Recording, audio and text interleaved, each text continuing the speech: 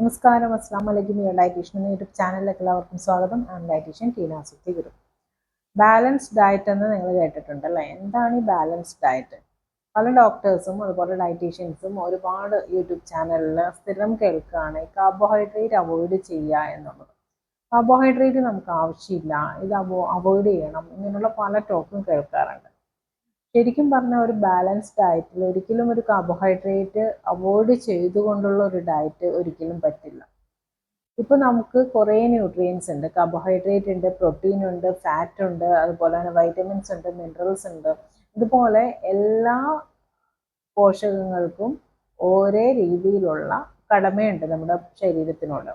അതായത് കാർബോഹൈഡ്രേറ്റിന്റെ ഒരു ഫങ്ഷൻ എന്ന് പറയുന്നത് എനർജി സപ്ലൈ ആണ്, നമ്മുടെ ബോഡിയിലേക്കുള്ള എനർജി നൽകുക എന്നുള്ളതാണ്. പ്രോട്ടീൻ്റെ ആണെങ്കിൽ ബോഡി ബിൽഡിംഗ് ആണ്. പിന്നെ അതുപോലെ ഫാറ്റിൻ്റെ ആണെങ്കിൽ ഹെൽത്തി ഫാറ്റ്, ഫാറ്റ് സെലുബിൾ വൈറ്റമിൻസിൻ്റെ അബ്സോർപ്ഷനൊക്കെ ഫാറ്റ് അത്യാവശ്യമാണ്. അതുപോലെ കുറേ ഫങ്ഷൻസും ഉണ്ട്. വൈറ്റമിൻസും മിനറൽസ് ഒക്കെ നമ്മുടെ ബോഡിക്ക് ഇമ്മ്യൂണിറ്റി, രോഗപ്രതിരോധ ശക്തി നൽകുന്നതൊക്കെ വൈറ്റമിൻസും മിനറൽസും ഒക്കെയാണ്. ഇതുപോലെ എല്ലാ ന്യൂട്രിയൻസിനും ഓരോ ഫങ്ഷൻസ് ഉണ്ട്. ഇതിൽ ഒരു ന്യൂട്രിയൻറ്റിനെ ഒരിക്കലും മാറ്റി നിർത്താനായിട്ട് സാധിക്കില്ല. ഇപ്പോൾ ഉദാഹരണത്തിന് നിങ്ങൾ ഒരു ദ്വീപിലകപ്പെട്ടു എന്ന് വിചാരിക്കാം. അവിടെ ഫുഡൊന്നും നിങ്ങൾക്ക് കിട്ടുന്നില്ല. അപ്പോൾ നിങ്ങളുടെ ബോഡിയിലുള്ള എല്ലാ സോഴ്സസും അങ്ങ് കുറഞ്ഞുകൊണ്ടിരിക്കുകയാണ്.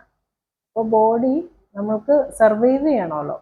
അപ്പോൾ അങ്ങനെ ഒരു അവസരത്തിൽ എത്തുമ്പോൾ പ്രോട്ടീനിൽ നിന്നൊക്കെ പതിയെ എനർജി വലിച്ചെടുക്കാനായിട്ട് തുടങ്ങും. കാരണം കാർബോഹൈഡ്രേറ്റ് ഒന്നുമില്ല ബോഡിയിൽ, നമുക്ക് കിട്ടാനും ഒന്നുമില്ല, ഭക്ഷണം കഴിക്കുന്നുമില്ല. അങ്ങനെയുള്ള അവസരത്തിൽ മാത്രമാണ് പ്രോട്ടീനിൽ നിന്നും അതുപോലെ ഫാറ്റിൽ നിന്നും ഒക്കെ എനർജി വലിച്ചെടുക്കുന്നത്. അതാണ് ഇപ്പോൾ എല്ലാവരും മിസ്യൂസ് ചെയ്യുന്നത്. ശരിക്കും നമ്മുടെ ആ ഒരു മെക്കാനിസമാണ് മിസ്യൂസ് ചെയ്യുന്നത്. ആ അത്യാവശ്യ ഘട്ടത്തിൽ ബോഡി തന്നെ പ്രവർത്തിക്കുന്ന ഒരു മെക്കാനിസമാണത്. അപ്പോൾ ഇന്ന് കാർബോഹൈഡ്രേറ്റ് കംപ്ലീറ്റ് ഒഴിവാക്കിക്കൊണ്ട് ഫാറ്റിൽ നിന്നും പ്രോട്ടീനിൽ നിന്നും ഒക്കെ എനർജി വലിച്ചെടുക്കുക എന്നുള്ള ഒരു രീതിയിലോട്ട് ഇന്ന് ഫുഡ് ഹാബിറ്റൊക്കെ മാറിയിട്ടുണ്ട്. പക്ഷേ അങ്ങനെ ചെയ്യുമ്പോൾ അതിൻ്റെതായ ഒരുപാട് സൈഡ് എഫക്ട്സും നമ്മുടെ ബോഡിക്ക് ഉണ്ടാവാനുള്ള സാധ്യതയും വളരെ കൂടുതലാണ്. അതുകൊണ്ട് തന്നെയാണ് ഇപ്പോൾ കൂടുതലായിട്ട് ഫാറ്റി ലിവർ കാണുന്നത്, അതുപോലെ റീനൽ ഫെയിലിയർ ഉണ്ടാവുന്നുണ്ട്. ഇതുപോലെ ഫോൾട്ടി ഫുഡ് ഹാബിറ്റിൽ നിന്നൊക്കെ ഒരുപാട് അസുഖങ്ങളും നമുക്ക് ഉണ്ടാവാറുണ്ട്.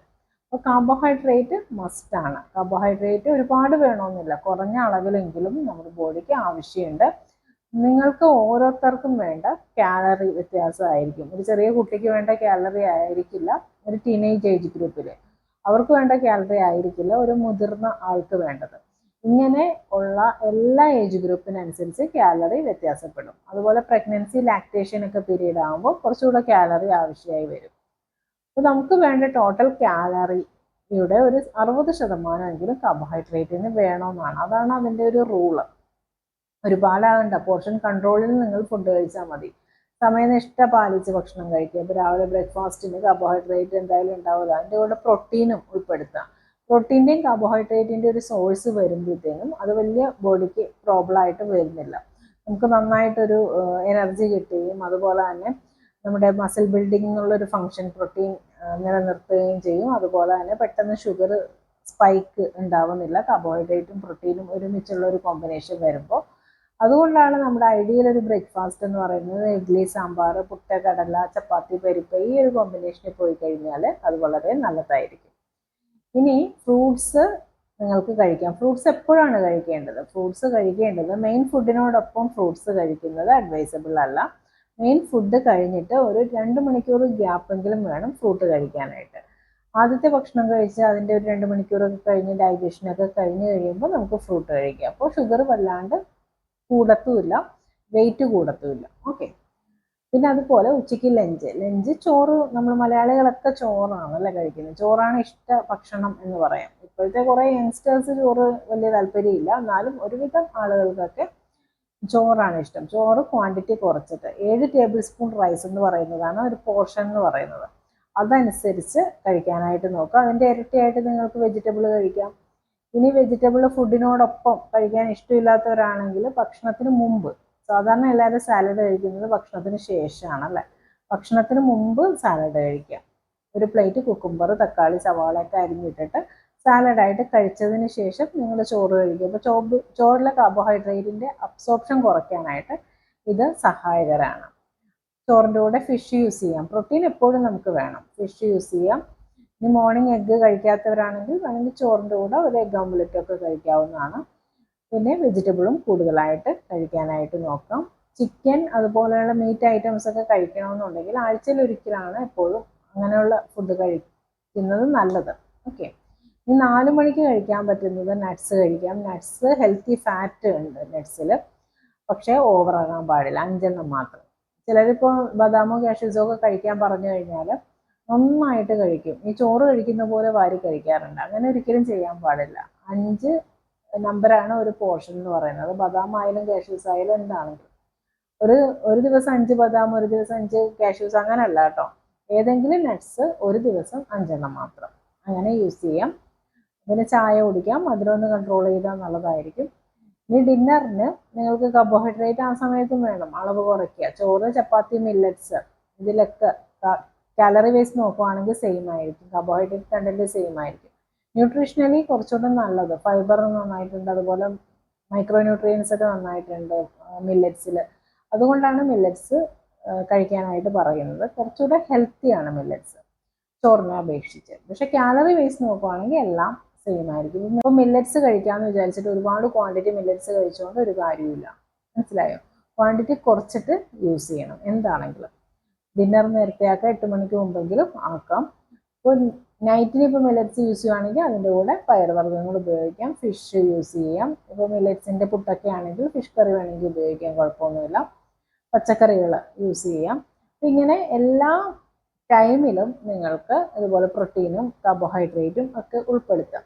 ഇപ്പോൾ ഒരു സമയത്ത് ഇല്ലാന്നുണ്ടെങ്കിലും ഒരു ദിവസമെങ്കിലും പ്രോട്ടീൻ മസ്റ്റായിട്ട് ഉൾപ്പെടുത്താം. കാർബോഹൈഡ്രേറ്റ് വേണം, അതുപോലെ വെജിറ്റബിൾസ് കൂടുതലായിട്ട് കഴിക്കാം. ഇങ്ങനെയുള്ള ഒരു ഡയറ്റാണ് ബാലൻസ്ഡ് എന്ന് പറയുന്നത്. മിൽക്ക് യൂസ് ചെയ്യരുതെന്ന് പലരും പറയാറുണ്ട്. മിൽക്ക് യൂസ് ചെയ്യണം എന്നാണ് എൻ്റെ ഒരു അഭിപ്രായം. കാരണം പാലിൽ നന്നായി കാൽഷ്യം ഉണ്ട്. പിന്നെ നമുക്ക് ബോഡിക്ക് ഒരു സൂത്തനിങ് എഫക്റ്റ് തരാനായിട്ട് ഈ പാല് സഹായിക്കും. നല്ലതാണ് പാല് കുടിക്കാൻ. പാല് കുടിക്കുന്നത് എങ്ങനെയാണെന്ന് വെച്ചാൽ നമ്മൾ ഏത് സമയത്ത് നിങ്ങൾക്ക് കൺവീനിയൻ്റ് ആയിട്ടുള്ള ടൈമിൽ യൂസ് ചെയ്യാം. എപ്പോഴും ബെറ്റർ, ഞാൻ എൻ്റെ ക്ലയൻസിനോട് പറയുന്നത്, കിടക്കുന്നതിന് അരമണിക്കൂർ മുമ്പ് ഒരു ഗ്ലാസ് പാലിൽ ഒരു 1/4 ടീസ്പൂൺ ശുദ്ധമായ മഞ്ഞൾപ്പൊടി മിക്സ് ചെയ്ത്, ഗോൾഡൻ മിൽക്ക് എന്നാണ് അതിന് പറയുന്നത്, മിക്സ് ചെയ്ത് കഴിച്ചു കഴിഞ്ഞാൽ, ശുദ്ധമായ മഞ്ഞൾപ്പൊടി ആയിരിക്കണം കേട്ടോ. നമ്മൾ കടകളിൽ നിന്ന് വാങ്ങുന്ന പാക്കറ്റ് പൊടി മഞ്ഞൾപ്പൊടിയല്ല, മഞ്ഞൾപ്പൊടി തന്നെ വാങ്ങി യൂസ് ചെയ്യാനായിട്ട് നോക്കാം. അല്ലെങ്കിൽ ശുദ്ധമായ മഞ്ഞൾ നിങ്ങൾ വീട്ടിൽ തന്നെ പൊടിപ്പിക്കുകയാണെങ്കിൽ ഏറ്റവും ബെറ്റർ. ഇനി അതൊന്നും അല്ലെങ്കിൽ പച്ചമഞ്ഞൾ കിട്ടുമല്ലോ, അതൊരു കുഞ്ഞി പീസ് ജസ്റ്റ് ഒന്ന് ചതച്ചിട്ട് പാലിലിട്ടിട്ട് കുടിക്കാം. ജസ്റ്റ് ഒന്ന് തിളപ്പിച്ചിട്ട് കുടിക്കാം. വളരെ നല്ലതാണ്, വളരെ എഫക്റ്റീവാണ്. ഇമ്മ്യൂണിറ്റി ബൂസ്റ്റപ്പ് ചെയ്യുന്നതിനും നമ്മുടെ ഉള്ളിലുള്ള ചെറിയ ചെറിയ ബാക്ടീരിയാസ്, അണുക്കളൊക്കെ ഉണ്ടല്ലോ, അതൊക്കെ പോകാനും ഒക്കെ വളരെ നല്ലതാണ് ഗോൾഡൻ മിൽക്ക് യൂസ് ചെയ്യുന്നത്. നന്നായി ഉറക്കവും കിട്ടും. അപ്പോൾ ഇതുപോലെ ആയിരിക്കണം നമ്മളുടെ ഒരു ഫുഡ് ഹാബിറ്റ് എന്ന് പറയുന്നത്. പിന്നെ ന്യൂട്രിയൻസ് അല്ലാത്ത ഒരു ഘടകം കൂടെ ഉണ്ട്, വാട്ടർ നന്നായിട്ട് കുടിക്കുകയും വേണം. വെള്ളം നന്നായിട്ട് കുടിക്കാം. ഈ രീതിയിൽ, ഞാൻ പറഞ്ഞ രീതിയിൽ നിങ്ങൾ ഭക്ഷണം കഴിക്കുകയാണെങ്കിൽ നിങ്ങൾക്ക് അസുഖങ്ങൾ വരാതിരിക്കാനായിട്ട് അത് സഹായിക്കും. അതുപോലെ തന്നെ നിങ്ങളുടെ എനർജി ബൂസ്റ്റപ്പ് ചെയ്യാനും നിങ്ങൾക്ക് സ്കിന്ന്, ഹെയർ ഇതൊക്കെ ഹെൽത്തി ആയിട്ടിരിക്കാനും ഒക്കെ ഒരുപാട് സഹായകരായിരിക്കും കേട്ടോ. ഇന്നത്തെ വീഡിയോയെക്കുറിച്ച് എന്തെങ്കിലും ഡൗട്ട് നിങ്ങൾക്കുണ്ട് എന്നുണ്ടെങ്കിൽ കമൻറ്റ് ബോക്സിൽ ടൈപ്പ് ചെയ്യാം. ഇതൊക്കെ ഒരു ജനറലൈസ്ഡ് ഡയറ്റ് പ്ലാൻ. ഇനി നിങ്ങൾക്ക് പേഴ്സണലൈസ്ഡ് ഡയറ്റ് പ്ലാൻ വേണമെന്നുണ്ടെങ്കിൽ ഞാൻ ഓൺലൈൻ കൺസൾട്ടേഷൻ ചെയ്യുന്നുണ്ട്.